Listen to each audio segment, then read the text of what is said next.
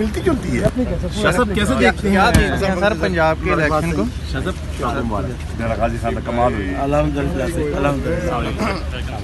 Sir Punjab में क्या हुकूमत बना पाएंगे आप राना सनाउल्लाह की धमकी के बाद?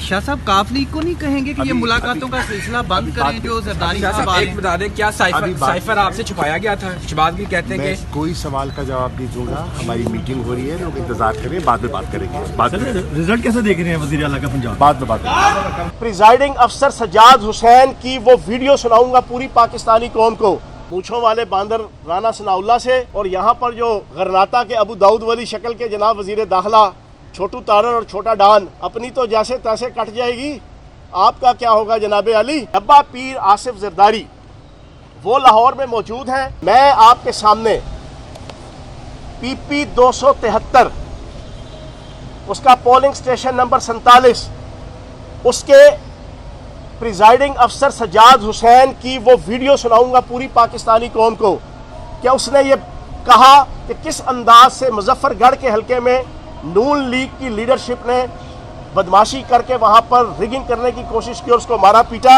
आप ये सुन सकते हैं उस प्रिजाइडिंग अफसर की पूरी गुफ्तगू, और पूरी पाकिस्तानी कौम को पता चल जाएगा कि कितना फ्री एंड फेयर इलेक्शन हुआ है।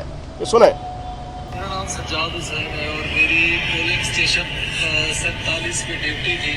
मैं प्रिजाइडिंग ऑफिसर के तौर पे काम कर रहा था और ये PP 273 में थी। वहाँ पे शाम को 5 बजे जो है ना, कुछ नून लीग के लोग जिसमें यासिर रसूल और फैज़ रसूल और उनके कुछ बुढ़े लोग पोलिंग स्टेशन में घुस आए और उन्होंने बोगस वोटिंग कराने की कोशिश की, जिसको मैंने सख्ती से रोकने की कोशिश की। इस पर उन सब ने मेरे ऊपर हमला कर दिया और मुझे बहुत मारा पीटा। वहाँ पे कुछ लोगों ने आकर मेरी जान बख्शी करवाई और वहाँ पे इसमें ये हुआ कि मैं सारा दिन सुबह से रिटर्निंग ऑफिसर को, पुलिस को, इधर उधर सबको कॉल करता रहा कि यहाँ पे 1900 मतलब वोटर्स हैं और आपने 2 पोलिंग बूथ बनाए, लेकिन इलेक्शन कमीशन ने और सिक्योरिटी फोर्सेस ने मेरी कोई बात ना सुनी और शाम में ये हमला मुझ पे हुआ। दरअसल ये दूसरा जो ग्रुप है नून लीग वाला, मतलब ये चाहता था कि ये जो बैलेट पेपर हमारे हवाले कर दे, हम इसको ठप्पे लगा के दूसरे बॉक्स में डालें, जिसका मैं ज़ाती तौर पे जो मेरी ड्यूटी थी मैंने उसको पूरा करते हुए उनको रोकने की कोशिश की, इस पर उन्होंने हमला कर दिया। मेरी गुजारिश है कि मेरी कानूनी हेल्प की जाए और इन गुंडों के खिलाफ, इनके खिलाफ शदीद सख्त कार्रवाई की जाए। बहुत शुक्रिया। अब आप खुद बताएं, ये प्रिजाइडिंग अफसर अपने मुंह से अस्पताल के बेड पे लेट के जख्मी हालत पे उसने ये बात बताई, वो सीट इन्होंने जीती।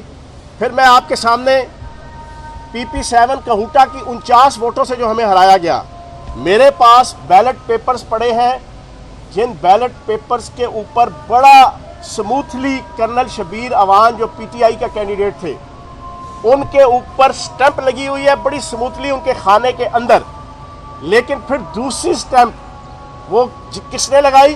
रिटर्निंग अफसर ने लगवाई, प्रिजाइडिंग अफसर ने लगवाई, नून लीग के लोगों ने लगवाई।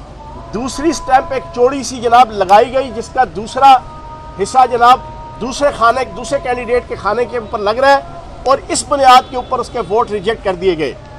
इस तरह जनाब हमारे 200-250-300 से ज़ायद वोट PP 7 के अंदर रिजेक्ट करवा के इन्हें 49 वोटों से जिताया गया। अब हम PP 7 के अंदर पिछले 2 दिनों से हम ये कह रहे हैं कि रिकाउंटिंग करवाई जाए, लेकिन रिटर्निंग अफसर सरीहन इनकार कर रहा है। रिटर्निंग अफसर सरीहन इनकार कर रहा है। मुस्तरद वोटों की कम से कम रिकाउंटिंग तो तुम करो, लेकिन उन्हें पता है कि इन्हीं मुस्तरद वोट जो 1700 के करीब हैं, इन्हीं में चक्करबाजी करके जो मैंने आपको बताया कि हमारे पास बैलेट पेपर्स मौजूद हैं, इन्होंने जनाब वो इलेक्शन जीता। अब 2 सीटें इन्होंने क्लियर कट धांधली करके जनाब ये जीत ली।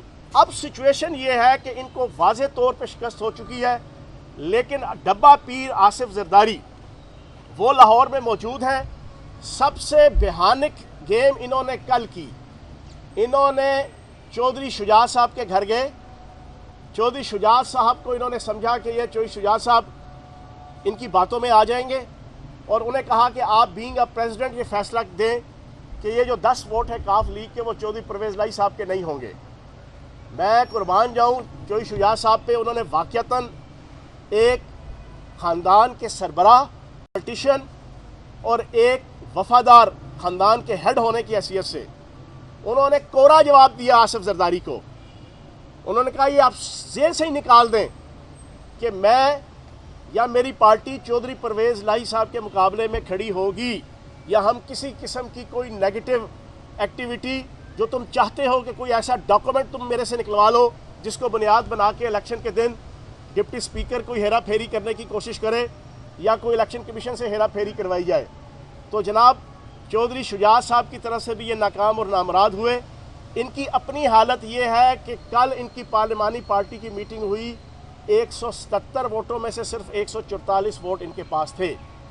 तो जनाब आखिर में मैं मूछों वाले बांदर राना सनाउल्लाह से और यहाँ पर जो गरनाता के अबू दाऊद वाली शक्ल के जनाब वज़ीर दाखिला छोटू तारर और छोटा डान, उसको मैं ये मैसेज दूंगा कि हमारे पीटीआई और काफ लीग के मेम्बरान के पीछे आईबी और स्पेशल ब्रांच और पुलिस को लगाने के बजाय तुम अपने मेम्बरान के पीछे लगाओ। तुम अपने मेम्बरान की फ़िक्र करो।